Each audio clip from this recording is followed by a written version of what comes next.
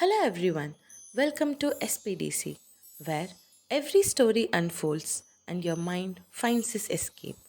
This is Anu presenting a story to your beautiful soul. Today, we are diving into the incredible journey of Netaji Subhas Chandra Bose, a freedom fighter whose courage and determination left a lasting legacy in the history of India. So, rest your eyes and open your ears as we embark on a journey through time and history, exploring the remarkable life of Netaji. On the night of January 16, 1941, the air was thick with secrecy. The clock struck midnight, and within the shadows of his Kolkata home, a man prepared to disappear. Subhash Chandra Bose, leader of the Indian National Congress and a fierce proponent of India's independence, had made the unthinkable decision.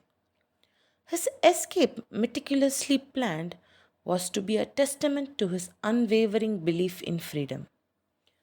Bose knew that his presence in India had become a threat to the British Empire.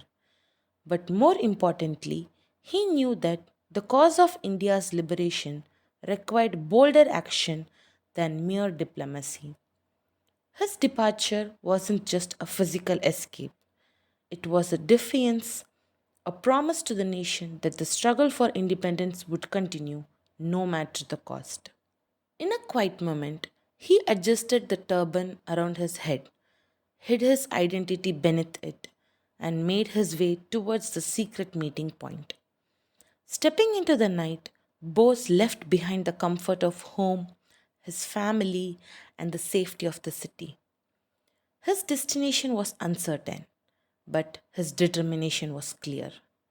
This was the first step in an extraordinary journey, a journey that would take him from India to Afghanistan to Germany and ultimately to Japan as he sought international support for India's liberation.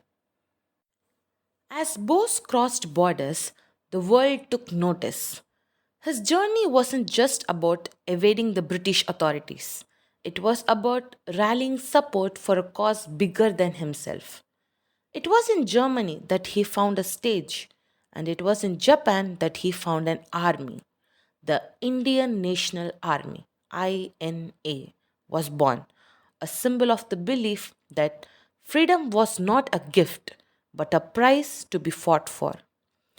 Bose's most famous call for arms came in 1942 in Singapore, where he declared, "Give me blood, and I shall give you freedom." His words echoed across the ears of thousands of Indian soldiers, workers, and citizens who had been waiting for someone to lead them to the battle. And led them he did. His voice became the fire that ignited the courage in the hearts of men and women across Asia. For a younger soldier in INA, hearing these words was like the spark of the revolution itself. When Netaji spoke, it was as if the entire world has aligned for our cause. One soldier would later recall. It was no longer about us fighting for freedom, it was about us fulfilling our destiny. Netaji made us believe we would win.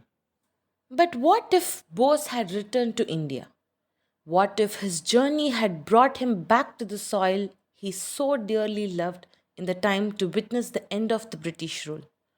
How would India have shaped up under his leadership? The dream of a free India, one where self reliance and courage were at the core of its progress, would have been realized much sooner.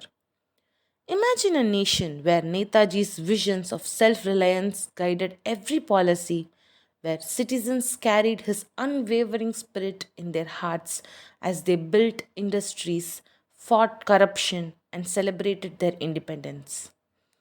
Under Bose, the country could have been a beacon of strength not just in Asia but the world.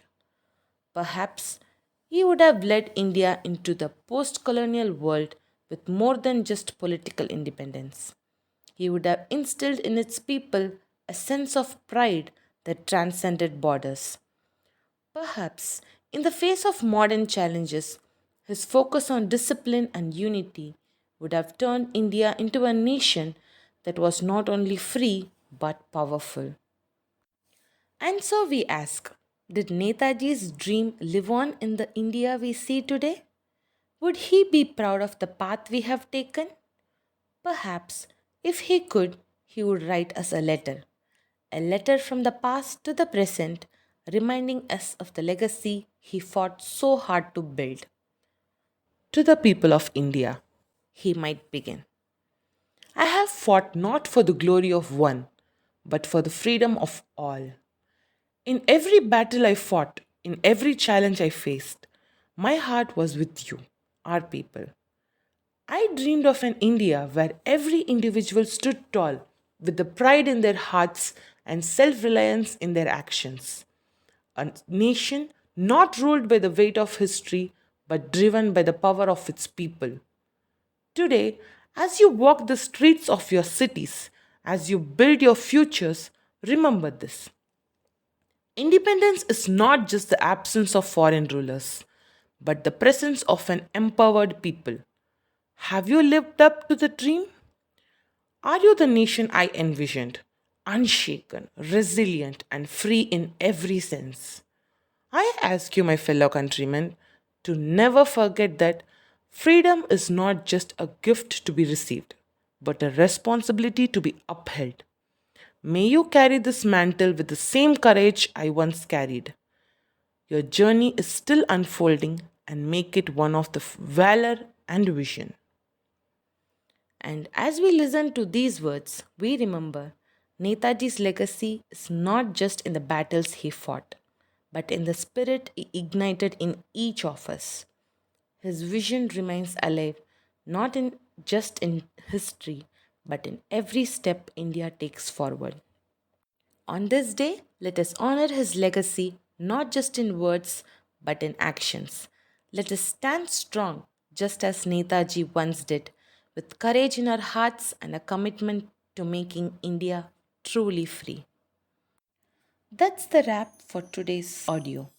If you enjoyed listening this journey into the life of Netaji Subhas Chandra Bose, don't forget to like, share and subscribe.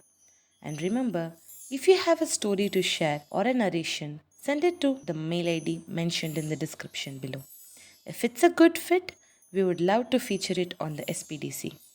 Until next time, take care and keep your spirit alive with the stories that inspire.